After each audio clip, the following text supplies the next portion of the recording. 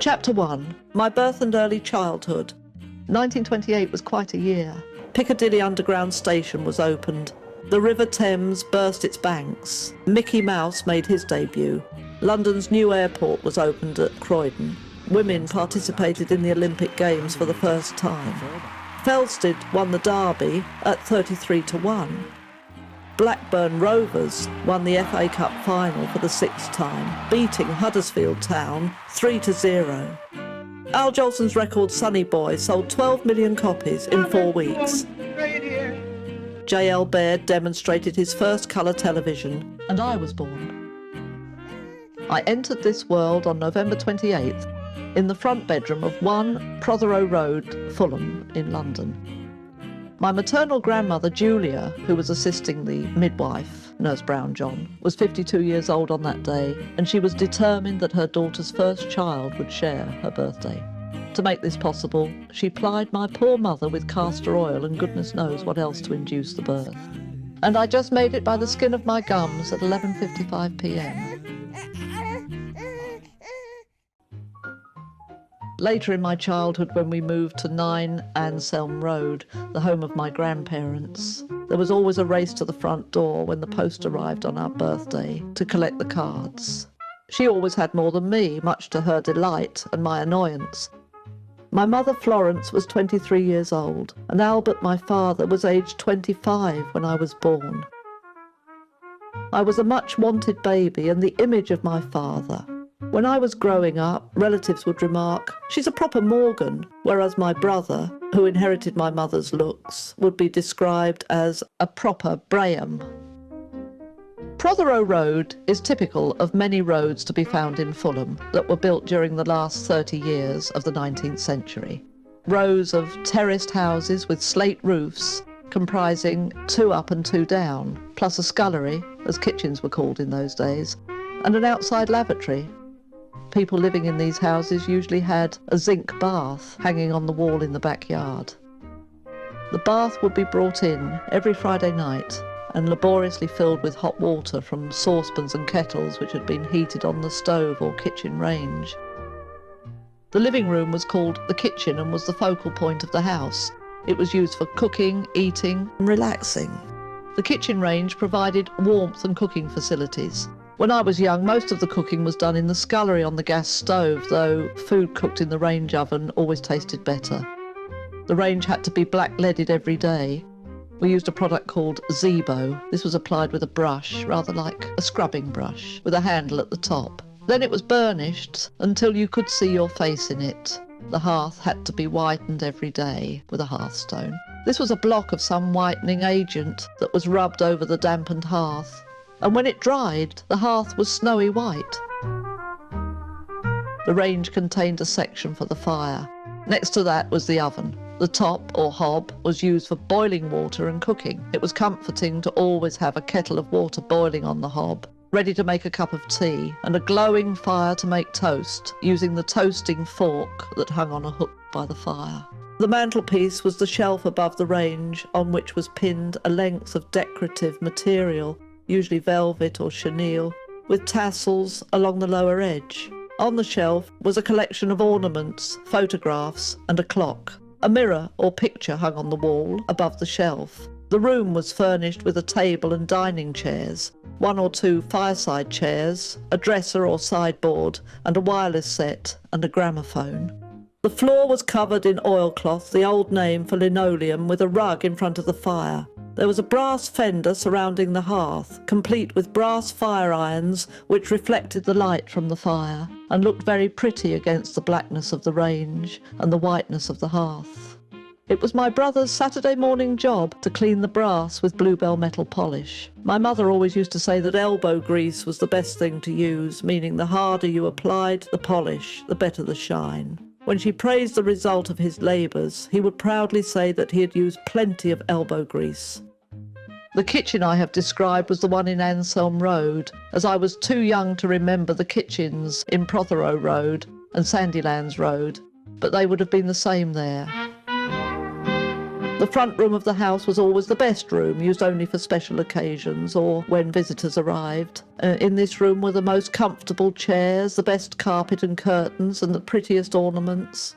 I remember when I visited my grandmother at Aifilms Road, I used to plead with her to take me into her front room so that I could just gaze at the treasures she had in there. She would ceremoniously unlock the door and take me by the hand on a guided tour of the room. My favourite ornament was a statuette of Queen Alexandra, surrounded by Alexandra roses under a glass dome. I always asked the same questions about it, such as who she was and why the roses were there. She always gave the same answer, that when Queen Alexandra rode through the streets in her carriage, the people lining the streets threw dog roses in the path of the carriage.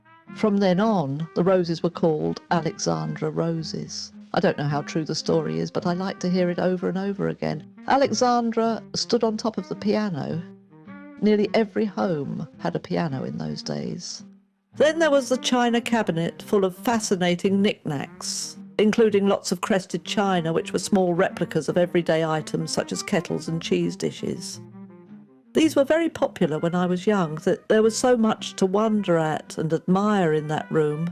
It is my bedroom now and looks very different, but I often look around when I am lying in bed and picture how it used to be. We lived in Prothero Road until the autumn of 1931. My brother Eddie was born there on May 24th of that year. He was named after my father, whose full name was Albert Edward, but has always been known as Eddie because he dislikes the name Albert. My paternal grandfather was also named Albert Edward. He was named after the Prince Consort, as were so many boys who were born during Queen Victoria's reign. Just before his birth, our house became infested with rats from a broken sewer beneath the foundations. At night, when a scuffling noise was heard downstairs, my father would creep downstairs, armed with his bus conductor's ticket rack to attack and hopefully kill the intruders. When he described all this to me in later years, the size of the rats increased as time went on. He would demonstrate with his hands the size of the rats, rather like a fisherman boasting of the size of his catch. It seems that there was a glut of rats in Fulham in 1931. In August, poison had been laid in 160 sewers. 216 premises were visited and 335 rats were destroyed in various ways. From Prothero Road we moved to another part of Fulham, number 7 Sandilands Road, which is just off the Wandsworth Bridge Road. Eddie was about 6 months old and I was nearly 3. It was here that I had a very nasty fall downstairs whilst carrying Eddie's feeding bottle. I can remember falling, and the memory has left me with apprehension when walking downstairs to this day. In later life, I developed problems with my spine, which doctors attributed to this fall.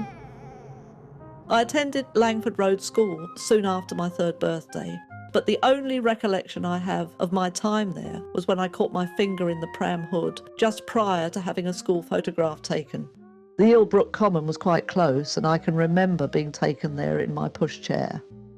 One day, a model aeroplane crashed into the wheel of my pushchair, missing me by inches. It frightened me so much that for years afterwards the sight of aeroplanes filled me with horror, especially grounded ones. At Canvey Island, where we spent our holidays, there was an aeroplane that took people for joy rides to Southend and back. It looked enormous to me, though it was probably quite small. When we approached its vast silver body as we walked along the sea wall, I always had to look the other way. Fortunately, the fear had left me by the time I had the opportunity to travel by air.